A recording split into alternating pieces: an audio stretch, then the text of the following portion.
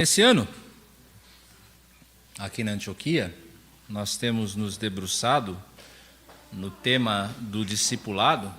As nossas séries de mensagens, a nossa escola bíblica, ela trata muito desse assunto, tem nos tratado muito desse assunto. E agora nós vamos nos debruçar numa série um pouco mais prolongada a respeito dos discípulos de Jesus. Nós sabemos algumas coisas a respeito deles, de alguns dos discípulos, dos 12, nós sabemos um pouco mais, de outros um pouco menos, mas nós percebemos que cada um deles tem as suas características particulares, e é isso que justifica ter uma série como essa. Mas o importante é nós percebermos, perpassando todas essas mensagens e todas as histórias dos seguidores de Jesus, a noção de como Deus opera através e algumas vezes até mesmo apesar de homens imperfeitos como os 12 e como eu e você também. Hoje nós vamos nos focar em Simão Pedro, no texto do Evangelho de João, capítulo 21, versos 15 a 17. João, capítulo 21, versos 15 a 17. Nós vamos aprender com Pedro que onde o amor está presente, sempre existe a oportunidade de recomeçar.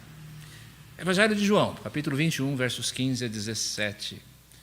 Depois de terem comido, Jesus perguntou a Simão Pedro: Simão, filho de João, você me ama mais do que estes outros me amam?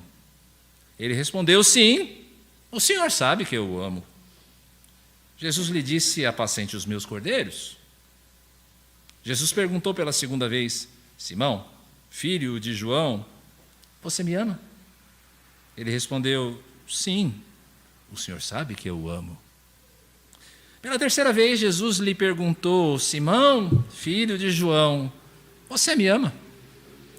Pedro ficou triste por Jesus ter perguntado pela terceira vez: você me ama? E respondeu: o Senhor sabe todas as coisas, sabe que eu o amo. Jesus lhe disse: apacente as minhas ovelhas. Até o verso 17.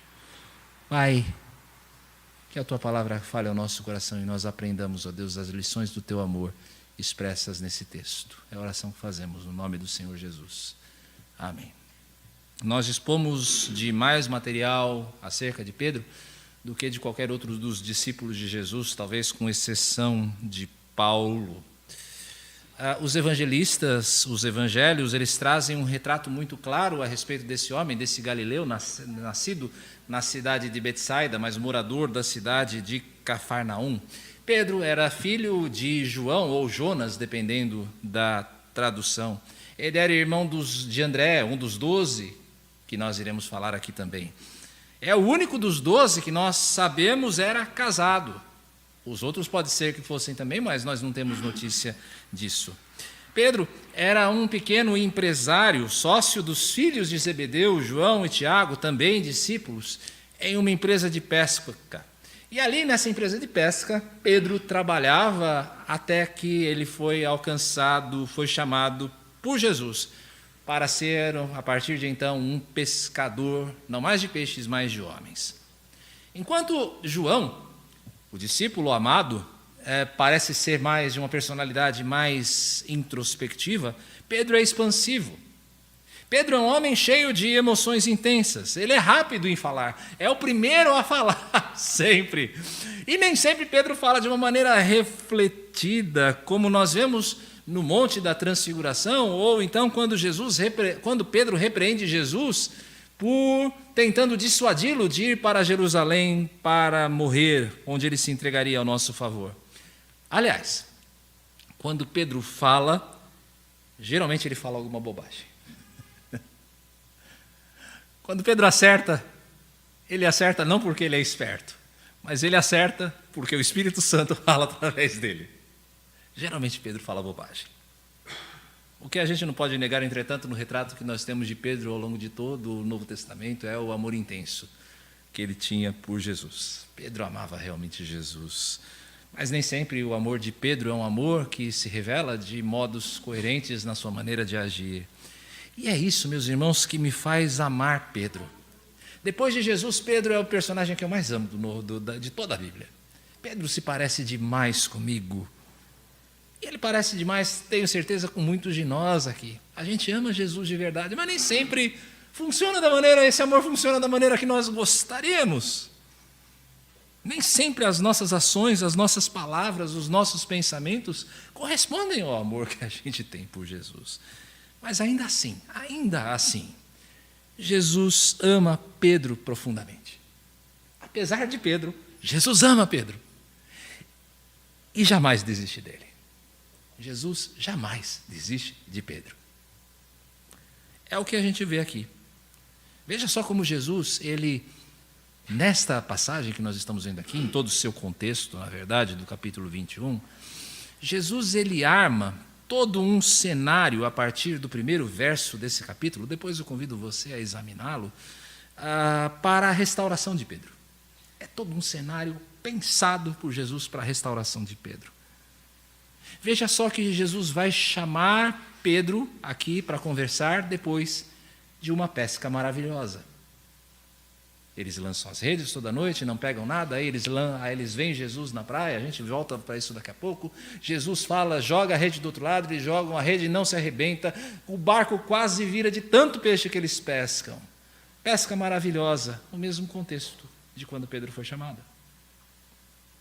Há uma fogueira esperando Pedro na praia, exatamente como havia acontecido na noite em que Pedro havia negado Jesus. Há 3 perguntas para 3 negativas que Pedro havia dado de conhecer a Jesus. Quando a gente olha essa cena aqui, o contexto desse texto que nós estamos vendo aqui, nós percebemos que é como se Jesus estivesse querendo dar um reset no computador de Pedro. Na vida espiritual de Pedro havia dado aquela tela azul do Windows e Jesus está apertando o botão. Ele está resetando, ele está recomeçando a história de Pedro aqui. Com a restauração de Pedro, nós aprendemos que há sempre uma oportunidade de recomeçar. Há sempre uma oportunidade de recomeçar. Nós veremos onde Pedro falha, como Jesus o restaura e qual o resultado dessa restauração. Onde Pedro falha, como Jesus o restaura e qual o resultado da restauração. Primeiro, nós veremos qual o erro de Pedro. Erro esse que eu e você também podemos cometer no nosso relacionamento com o Senhor. Em que, afinal de contas, Pedro falha? Veja, não há qualquer problema em Pedro amar Jesus com toda a intensidade do seu coração, porque, afinal de contas, é o que nós somos chamados a fazer, não é mesmo? Amar o Senhor com todas as nossas forças, com toda a nossa alma, com todo o nosso entendimento. E Pedro faz isso. A Escritura inteira elogia o zelo que alguém tem pelas coisas de Deus, pela casa de Deus, pelo seu povo, pela sua lei. A atitude do coração de Pedro é uma atitude elogiável. O problema com o zelo no amor que nós podemos apresentar é quando nós passamos a considerar que nós amamos mais que os outros. Quando nós amamos mais que os outros, a gente pensa que a gente ama mais do que os outros. Veja que a pergunta provocativa de Pedro no verso 15 é diferente das demais. Nas outras, Jesus só pergunta, Pedro, você me ama? Mas aqui no verso 15 ele pergunta, Pedro, você me ama mais do que esses outros? É bem provável que Jesus tivesse em mente as palavras de Pedro na última ceia, quando ele diz, ainda que o Senhor venha a ser um tropeço para todos, não será para mim. Pedro não decepciona aqui no nosso texto. Os originais falam de alguma coisa como, não, Senhor, com certeza, é assim mesmo como o Senhor está falando. Eu realmente amo você mais do que esses outros amam. É isso que a gente consegue entender da maneira como o grego se expressa aqui. É só mais um capítulo aqui, meus irmãos, naquela queda de braço famosa que a gente vê ao longo de todos os evangelhos, entre os 12, por saber quem é o maior entre eles. Pedro continua caindo na mesma falha. Não é muito diferente quando você tem 2 crianças sob seu cuidado. Faça o teste. Você que tem 2 filhos ou que tem 2 crianças perto de você, faça o teste.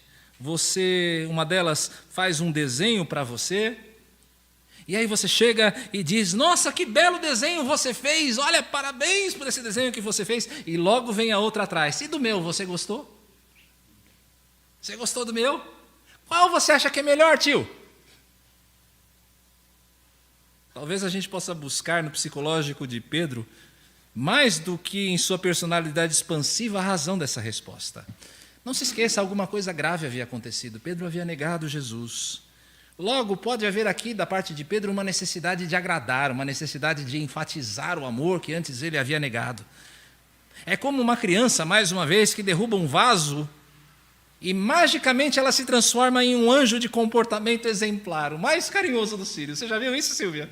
A criança derruba o vaso na sua casa e ela vira um anjo, de repente, porque ela quer agradar, ela sabe que ela fez bobagem.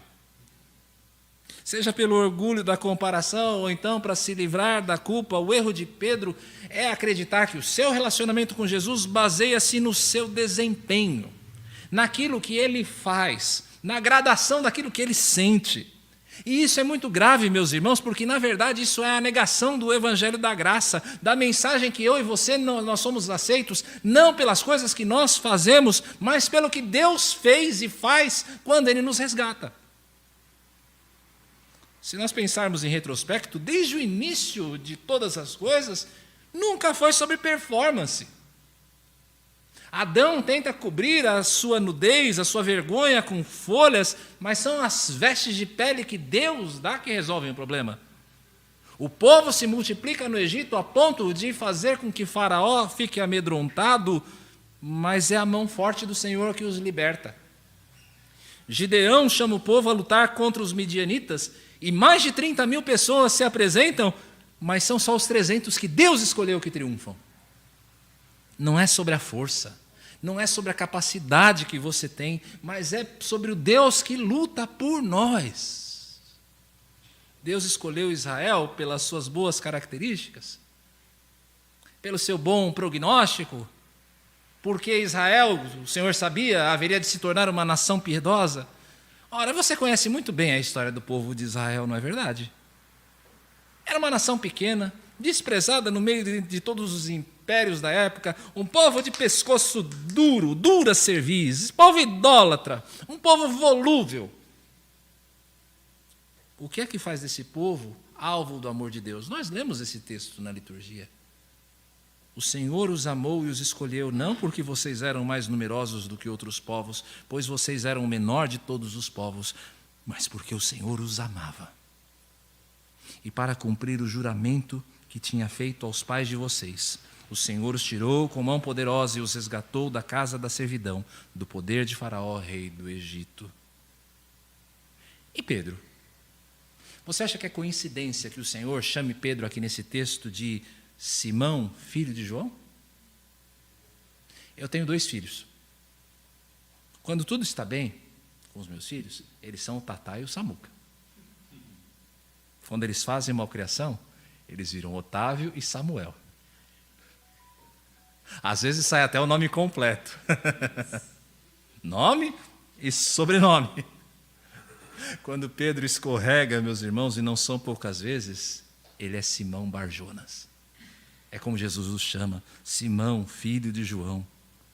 Quando Jesus diz, você é Pedro, a pedra, a rocha, isso é menos um fato de que Pedro fosse a rocha e mais uma promessa do que Jesus iria fazer nele. Você não é o que é. Você é o que eu faço de você, Pedro. Não é a sua performance. Não é o seu desempenho. E é assim conosco. É Cristo quem dá a mim e a você uma nova identidade. Não é o quanto você ora, ainda que a oração seja fundamental como meio de graça. Não é o quanto você conhece da Bíblia, ainda que conhecer a Deus pela sua revelação seja um caminho seguro para a vida aqui e no além. Não é a quantidade de boas obras que você faz, ainda que as boas obras sejam um testemunho de quem nós pertencemos. Espiritualidade, meus irmãos, não se vive por comparação. Bom para você se você é mais piedoso que eu, se você tem uma vida de oração mais frequente, se você ostenta 2 ou 3 doutorados em teologia, ou se você já construiu 200 casas para os desabrigados. Bom para você se é assim. Continue assim. Deus lhe abençoe sendo assim. Mas a pergunta fundamental que Jesus tem para cada um de nós é: você me ama? Você me ama? Pare de se comparar com os outros. Pare de se comparar com os outros. Você é quem você é. Você é quem você é no momento em que você fecha as portas do seu quarto e você ora em secreto. Ali é você. Você é quem é quando a sua mão esquerda não sabe o que faz a sua direita. Há um ministério que tenha mais destaque que o seu, que serve sem que ninguém o elogie, sem que ninguém reconheça? Que importa? É entre você e Deus. É por causa do que Ele fez por você. Isso se estende também para a vida como um todo. Quem foi que disse que alguém que seja mais rico, mais popular, mais influente que você é essencialmente mais abençoado ou mais feliz do que você? As redes sociais criaram para nós um metaverso irreal de felicidade.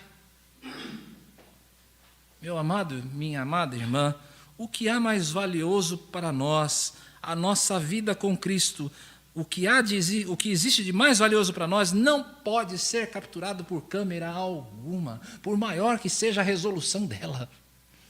Isso é que realmente tem valor, é o que você tem com Cristo. Fecha a porta também na cara do acusador. Fecha a porta na cara do diabo. Você pecou, falhou, está se sentindo fraco? Está se sentindo incapaz? Humilhe-se sob a mão do Senhor. Como? Admita a sua própria fragilidade, sem mentira, sem máscara. O que adianta você ser que nem Pedro, cheio de bravata, cheio de promessas que você e eu não podemos cumprir, por mais que elas sejam verdadeiras aos nossos olhos? Que adianta isso? Dê glórias a Deus. Quando você é fraco, aí é que você é forte, porque nós reconhecemos que a força para eu e você triunfarmos e a persistência para continuar não vem de nós, não vem de você, vem de quem te chamou. Faça o melhor que você pode. Santifique-se pelos meios de graça. Vigie na tentação, mas jamais se esqueça de onde vem e a quem pertence a vitória. E não é você. O erro de Pedro é considerar que a sua performance, que a performance dele, é que o torna amável aos olhos de Jesus. De que se ele se dedicar a amar um pouquinho mais, as falhas anteriores vão ser esquecidas. Pedro acredita nisso, de que depende do que ele faz. Mas essa não é a agenda do Senhor para o velho Simão. Como Jesus o restaura? Se você ou eu estivéssemos no lugar de Jesus, nessa história, depois do que Pedro fez, negando a Jesus, talvez nós não faríamos as mesmas perguntas que Jesus faz. Olha, Simão, você pisou na bola. Vou te dar mais uma chance, mas vê lá, hein? Vê se você não vai pisar na bola de novo. Ou talvez a gente dissesse: chega! Acabou, agora já deu. Você é burro demais, cara. Desculpa, mas você é burro, Simão. Talvez era o que a gente falaria. Eu deveria ter chamado Nicodemos no seu lugar. Ou Zaqueu. Eu fui chamar você, cara. Você é ruim demais. Talvez isso era o que a gente falaria, se a gente estivesse no lugar de Jesus nessa hora.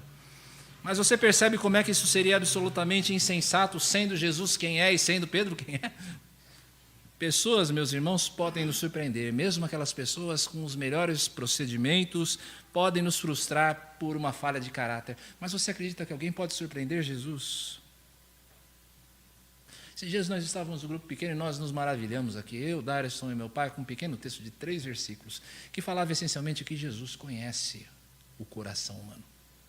Jesus sabe o que é a natureza do homem. Será que alguma coisa que passa ao nosso coração é estranho a Ele. Jesus conhece todas as nossas fragilidades. Há uns tempos atrás, o meu filho menor, o Samuel, me desobedeceu. Eu o disciplinei, eu disse o quanto eu estava triste com o que ele fez, eu o abracei, o beijei e assim eu perdoei. Mas passaram alguns minutos, ele se aproxima de mim e faz um juramento: papai, eu nunca mais vou te desobedecer.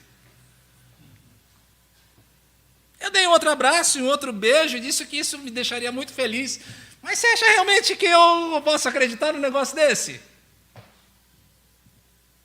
Cristo é assim, meus irmãos, com Pedro, comigo, com você que nos assiste também. Jesus é assim conosco. Jesus nos estende perdão e graça incondicionais porque quaisquer condições jamais poderiam ser alcançadas por nós. Se Jesus colocasse qualquer condição para nos amar, nós estaríamos perdidos. Eu acredito na sinceridade das nossas intenções, como eu acreditei na sinceridade do Samuel, mas assim como eu conheço muito bem o meu filho, Jesus conhece muito bem o seu povo.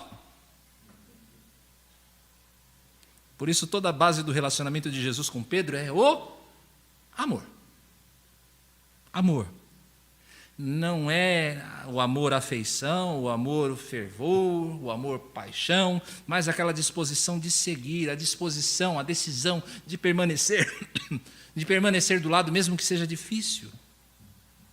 Se o amor é só afeição, ele é alguma coisa muito volátil, é uma vela que se apaga no primeiro vento da adversidade.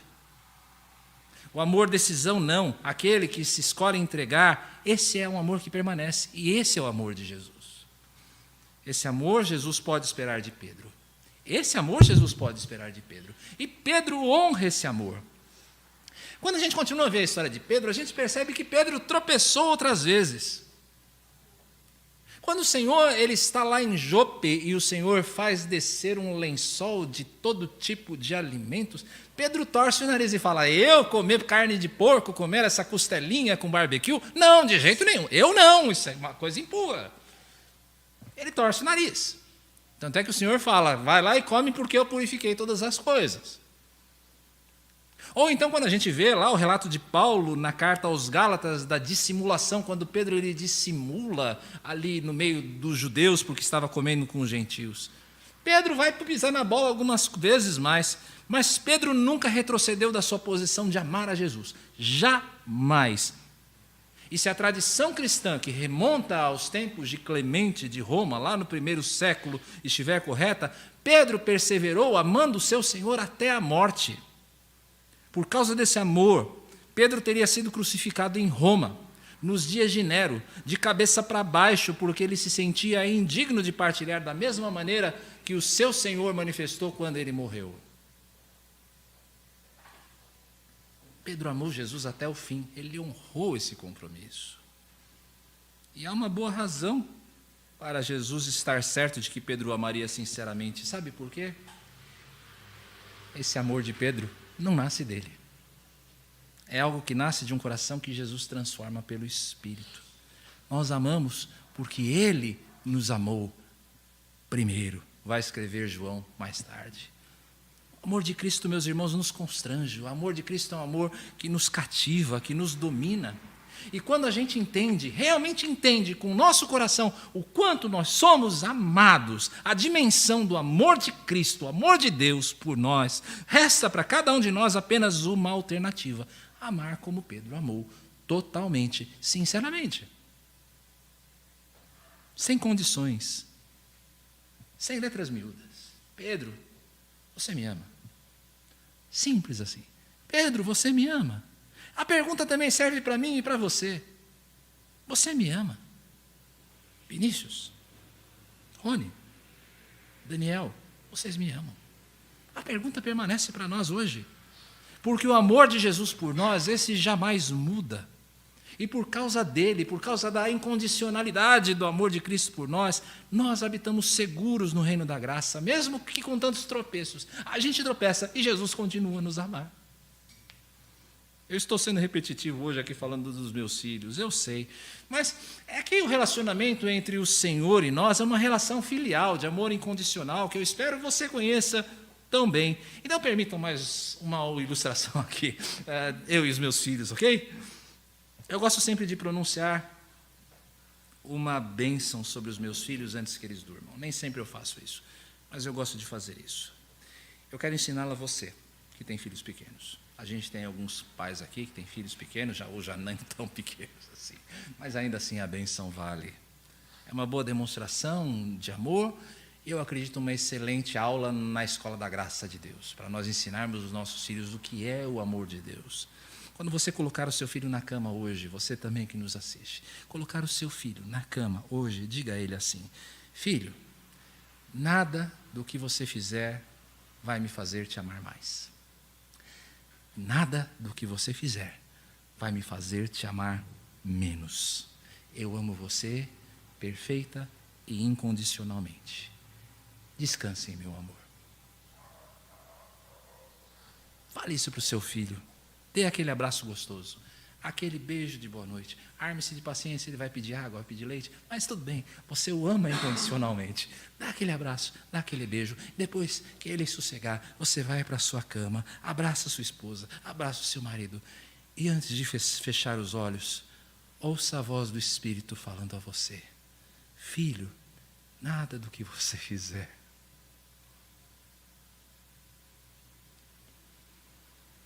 Mas talvez alguém que me ouça possa dizer: mas isso é muito fácil. Um amor sem exigências não é um amor de verdade. Eu vou responder a você, que se você me faz essa pergunta, você está certo. Você está certo. O amor incondicional de Jesus, meus irmãos, é a base do nosso relacionamento com Ele. Mas se esse é um amor decisão, ele vai resultar em alguma coisa prática. São ações que não são a base ou a razão de nós sermos amados, mas são a resposta natural daquele que ama. Qual é o resultado dessa restauração em amor de Jesus? Jesus pergunta a Pedro se ele o ama. Pedro responde: sim, Senhor, tu sabes, eu o amo.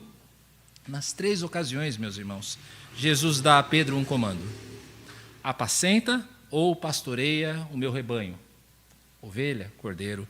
A forma do comando não importa muito aqui. O que importa é basicamente, aqui é apenas uma questão de fraseado, uma questão poética, essa forma que Jesus adota aqui: apacenta os meus cordeiros, pastoreia as minhas ovelhas, ok? Isso não tem tanta importância para nós. O que importa, meus irmãos, é entender qual é a consequência do amor.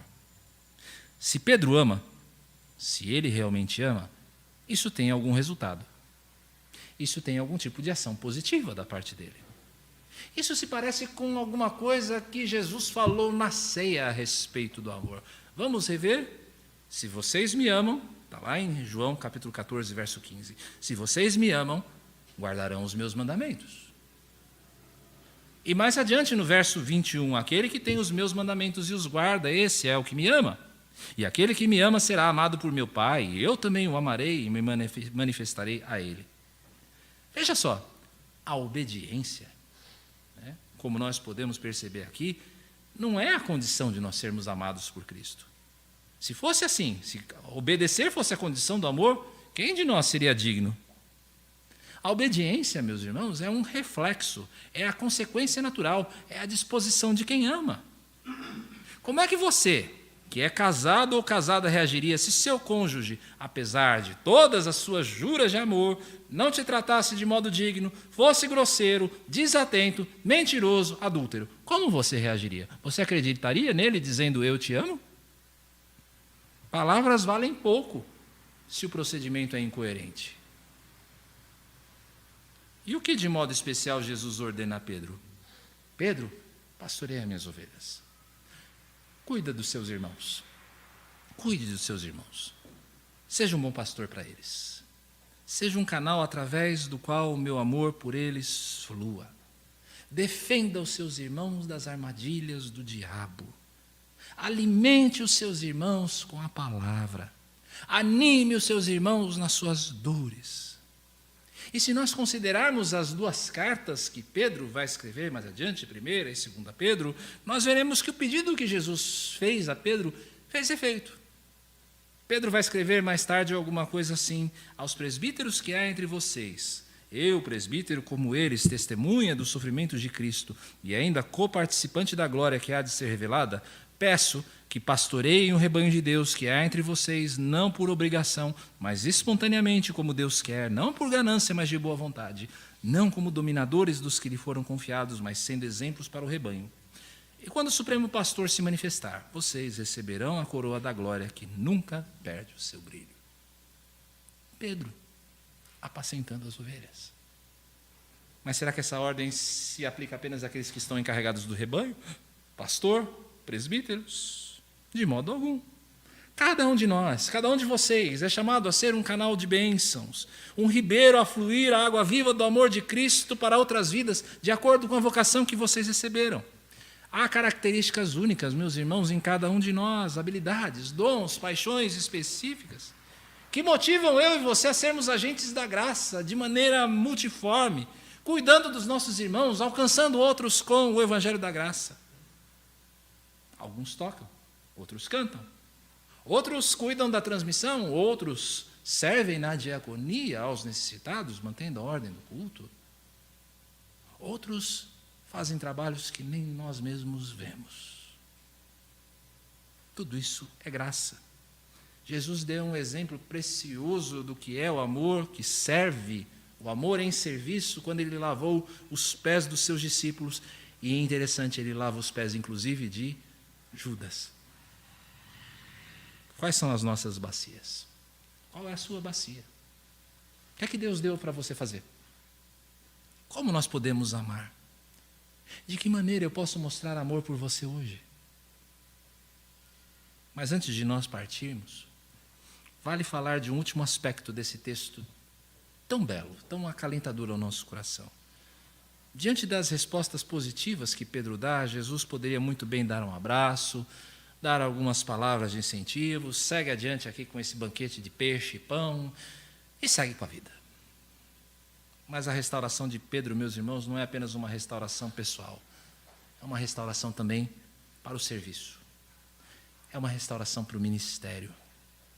É uma restauração à comunhão do corpo. Isso mostra que quando alguém é restaurado pelo amor de Cristo, não resta nenhuma acusação. Não resta nenhuma nódoa, nenhuma mancha. Isso é importante para que você considere a sua própria situação. Pedro recebeu de Jesus um chamado maravilhoso: me siga e eu vou fazer de você, que é hoje um pescador de peixes, eu vou fazer de você um pescador de homens. Quando Jesus foi crucificado, você pode imaginar aquilo que passava pela mente de Pedro. Ainda nessa passagem, à beira do mar, os pensamentos talvez fluíssem: será que eu tenho ainda alguma chance? Ou será que eu devo voltar às minhas velhas redes? Será que eu tenho que voltar lá para Cafarnaum, para o meu velho barco, para a minha empresa? Talvez muitos de nós diríamos a Pedro, se nós estivéssemos de Jesus: ok, Pedro, perdoado, eu amo você, você me ama, mas eu não confio em você o suficiente para entregar a vida das minhas ovelhas, não. Muitos de nós talvez faríamos isso. Mas esse não é Jesus. Jesus restaura Pedro não apenas para Pedro mesmo, mas Jesus restaura Pedro para o reino. E essas não são apenas palavras, meus irmãos. Isso não é apenas promessa. Quando vem o Pentecostes, 120 pessoas estão reunidas ali em oração. Vem o Espírito, a igreja capacitada. Quem ouve o barulho desse acontecimento acha que aqueles homens e mulheres estão bêbados. Momentos depois, por causa de um sermão, a igreja pula de 120 pessoas para mais de 3.000 aos pés de Jesus. Quem é o pregador? Adiante. Um centurião romano, Cornélio, piedoso, desejoso de conhecer o evangelho, recebe uma revelação: Cornélio, vai chamar um homem numa casa próxima à sua. Ao mesmo tempo, o Espírito prepara esse homem com uma notícia estupenda: o reino está aberto aos gentios por meio da fé. Esse homem vai até Cornélio, prega o evangelho, os corações são convertidos, o Espírito é derramado. O que acontece? A era dos gentios, da qual eu e você fazemos parte, é inaugurada dentro da igreja. Quem é o mensageiro? Eu não sei qual é a sua situação hoje. Talvez você pense que por causa das suas mancadas você foi longe demais. Como é que Jesus pode amar e usar alguém como eu ainda? Talvez você se pergunte, será que eu posso ser usado realmente? Pastor não sabe o que eu estou fazendo em casa, não. Pastor não sabe o que eu estou pensando. Pastor não sabe o que está acontecendo no meu casamento. Mas será que eu ainda posso ser usado? Talvez você pense que por causa das suas pisadas na bola você foi longe demais. Como é que Jesus pode amar e usar alguém como eu? Mas a pergunta de Jesus permanece. Você me ama? É tudo que Jesus precisa. Um coração que o ame sinceramente. O mais é dele. O mais é dele. Pedro ensina para mim e para você que sempre há uma oportunidade de recomeçar. E essa oportunidade de recomeçar não nasce das nossas bravatas. Essa nova oportunidade não nasce dos nossos votos precipitados. Não nasce das nossas palavras e das nossas ações afoitas. Mas essa oportunidade de recomeçar nasce do profundo amor que Jesus nutre por cada um daqueles que Ele escolheu. Vamos orar? Querido Pai, muito obrigado pela vida e pelo ministério de Pedro. Esse homem que o Senhor amou e usou de maneira tão maravilhosa, ó Deus, dentro do teu reino. Obrigado porque Pedro é um exemplo para nós de fragilidade, de imperfeição, mas de amor por ti. Amor que o Senhor mesmo colocou no coração dele. Pai querido, aviva esse amor no nosso coração também. Nós vivemos numa época de tanta frieza. Aviva, Senhor, esse amor no nosso coração. Que a gente aprenda a amar como Pedro amou. Que a gente decida amar como Pedro amou. Senhor, restaura aqueles que estão feridos, ó Deus, pelo pecado. Faz com que eles vejam que existe uma nova oportunidade. Que existe, Senhor, uma operação pelo teu amor, ó Deus, que nos traz de volta. Restaura a nossa vida, restaura o nosso ministério, restaura a nossa família, nosso casamento. Tudo se baseia no amor, ó Pai. Faz-nos ver, ó Deus, que nossos votos valem muito pouco. Nossas declarações de boa vontade, Senhor, são geralmente frustradas, mas o teu amor permanece sempre. Ajuda-nos a ver, Senhor, e te amar de uma maneira profunda, como Pedro amou e como nos é ordenado amar, ó Pai. A gente ora a Ti no nome do Senhor Jesus. Amém. Vamos nos colocar em pé, irmãos.